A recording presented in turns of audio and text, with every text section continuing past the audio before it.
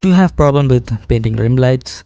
If you do, don't worry. By the end of this video, you will be a pro at painting rim lights. Now, if you only want to learn the methods and tools for painting rim lights, you can skip to this timestamp. But if you want to understand how rim lights actually work and learn how to paint them on any kind of subject, then I recommend watching this video without skipping. Because simply knowing how to paint rim lights doesn't teach you where to paint them, and that's the difference between a good editor and a pro editor. With that being said, let's get started. What are rim lights? A rim light is the light that appears along the edge of a subject when there is a light source behind it. Are we clear on that? Basically, it's a light that appears on the edge of a subject when there's a backlight. Let me show you some examples. See the light along the edge of the subject, that's called a rim light. Now that you understand what a rim light is, let's move on to the next topic. How do rim lights work? Now that we have learned what rim lights are, let's understand how they actually work so that we could paint them, and most importantly, where not to paint them. With the help of this 3D model, I will show you how rim light work. As you can see, it doesn't have any hard shadows or lighting to give it a cinematic look. It also looks flat because the light is evenly spread across the model. To give your edit a cinematic look, you need to understand lighting. For basic good lighting, you need two light sources. The first one is the key light or the main light source, and the second is the backlight for the rim lights. Now I have added our main light source from the right top side. Let's examine the changes. Since the light source is coming from the top right, it creates a hard shadow on the left side, giving the model a more three-dimensional look. Now I'm going to add another light source on the left side. Now we have a nice rim light along the edge of our subject. Let's examine the changes. We can see the light appearing along the edge of our 3D model, but it's only visible on the left side. We don't see it on the right side. Now, this is the most important thing you should understand about rim lights. For a rim light to appear on a surface, the surface should already be in shadow.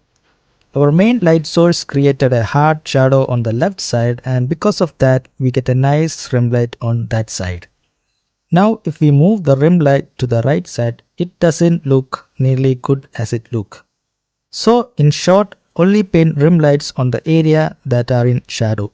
If there's a shadow and a second light source coming from the back or slightly behind the subject, paint rim lights only on the shadow side. So far, we have learned what rim lights are and how they actually work. Next, let's learn how to paint rim lights in Ibispaint X. And also, before that, if you want to learn how to paint shadows and lighting on face, then check out this video. Link in description, or I will pin it on the comment section. Also, if you are unsure with where to paint light and shadows on a face, you can use Nomad Sculpt as a reference. I will show you a simple tutorial on how to use it. Download Nomad Sculpt from Play Store or App Store. When you open the app, you will see a sphere by default. Click this icon and delete it. Then tap on Add. Here you will find Head Model. Tap it and you will get a 3D head model. Now let's set up the lighting. Tap this icon and scroll down until you find the environment option.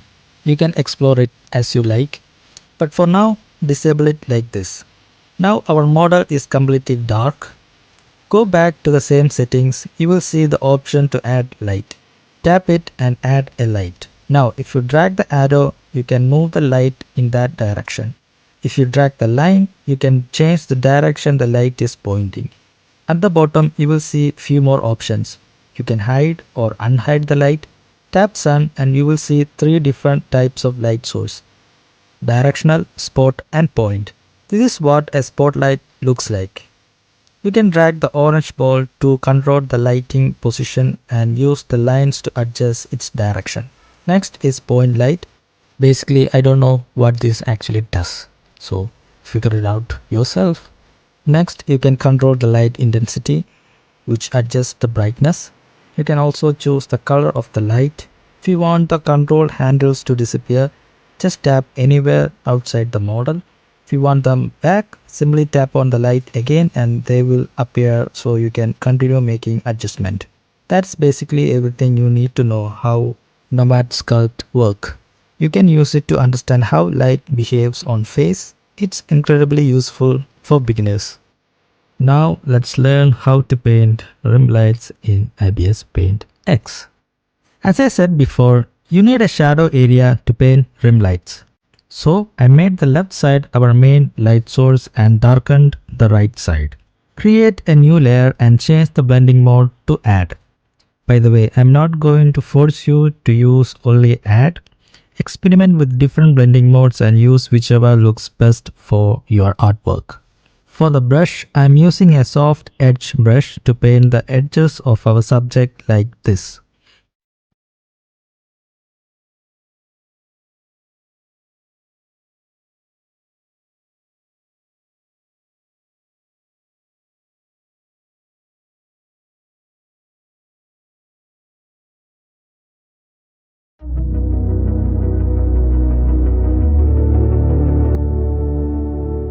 Keep in mind that I'm using a default airbrush and this is the result we get with the default brush. Now I'm going to use my custom glow brush to paint the rim lights.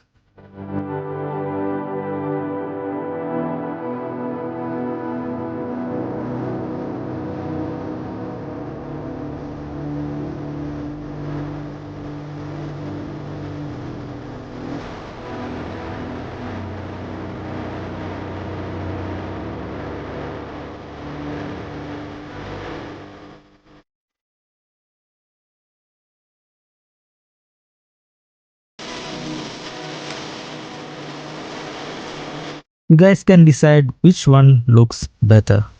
Just to give you more clarity, this is how my custom glow brush looks. And this is how the default airbrush looks. Now, if you want my brush pack, check the link in description to download it. For the hair, I'm not going to use a clipping mask. Instead, I'm creating a new layer, change the blending mode to add, and use my custom hairbrush to paint along the edges like this. The light will hit the face differently depending on where the light source is placed. If the light is a bit more closer towards the front, you will need to paint these areas like this. You can also use texture brushes and hair brush on the beard.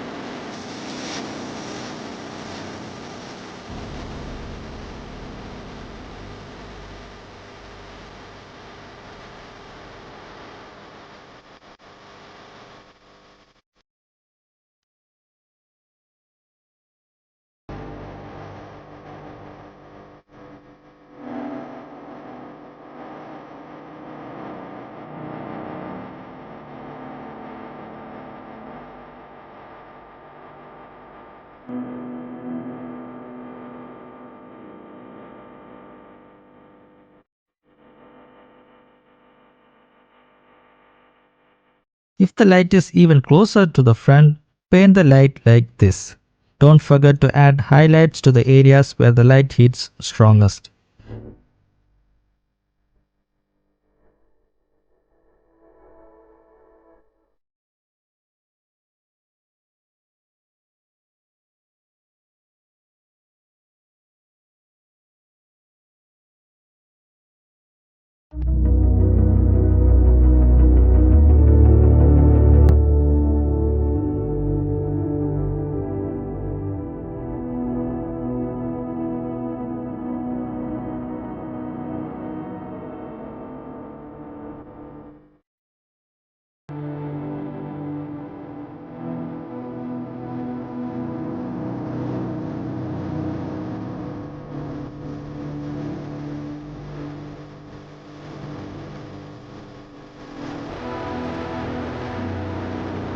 As I said before, if you are unsure with where to paint rim lights and highlights, use Nomad Sculpt app as a reference. So that's it guys. Always remember to paint rim lights only on the shadow side. If your subject doesn't have enough shadows, repaint the lighting and create proper shadows first. Then add the rim lights and highlights. That's what gives your image a more realistic 3D look. I hope this video was helpful. If it was, please make sure to like and share this video with your editor friends. I will see you in the next video. Until then, keep creating.